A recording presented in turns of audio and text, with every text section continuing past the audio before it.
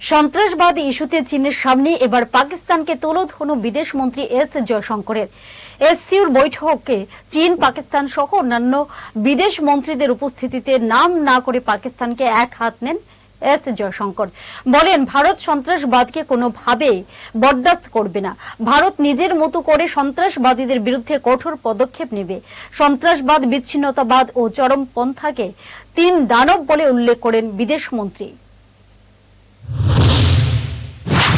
মঙ্গলবার এসসিও বৈঠকে বক্তব্য রাখতে গিয়ে বিদেশ মন্ত্রী এস জয়শঙ্কর বলেন, সন্ত্রাসবাদ, বিচ্ছিন্নতাবাদ ও চরমপন্থা এই তিন দানবের মোকাবিলা করার লক্ষ্যে এই সংগঠন তৈরি করা হয়েছিল। পেহেলগাঁও জঙ্গি হামলার কথা স্মরণ করিয়ে তিনি বলেন, এই তিনটি চ্যালেঞ্জ সর্বদা একসঙ্গে আসে। জম্মু কাশ্মীরের পর্যটনমূলক অর্থনীতিকে দুর্বল করতে এবং ধর্মের ভিত্তিতে দেশে বিভাজন তৈরি করতে পরিকল্পিতভাবে ওই হামলা চালানো হয়েছিল।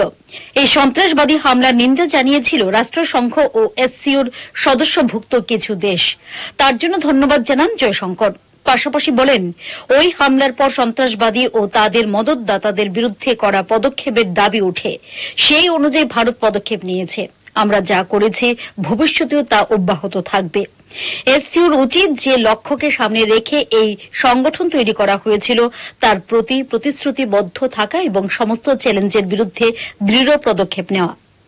বিশ্বজুড়ে বাড়তে থাকা সংঘাতের কথা উল্লেখ করে জয়শঙ্কর বলেন, আমরা এমন এক সময়ে এখানে একজোট হয়েছি যখন গোটা বিশ্ব এক কঠিন পরিস্থিতির মধ্য দিয়ে যাচ্ছে।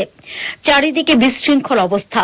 গত কয়েক বছরে আমরা আরো বেশি সংঘাত, প্রতিযোগিতা এবং আন্তর্জাতিক চাপ প্রত্যক্ষ করেছি। অর্থনৈতিক অস্থিরতা স্পষ্টতই বৃদ্ধি পাচ্ছে। এই অবস্থায় আমাদের সামনে চ্যালেঞ্জ হল বিশ্ব শৃঙ্খলাকে স্থিতিশীল করা, সম্ভাবনার পথ খোঁজা এবং আমাদের সম্মিলিত স্বার্থকে হুমকির মুখে ফেলতে পারে এমন সমস্ত চ্যালেঞ্জের মোকাবেলা করা। Bureau report, headlines, Tripura national.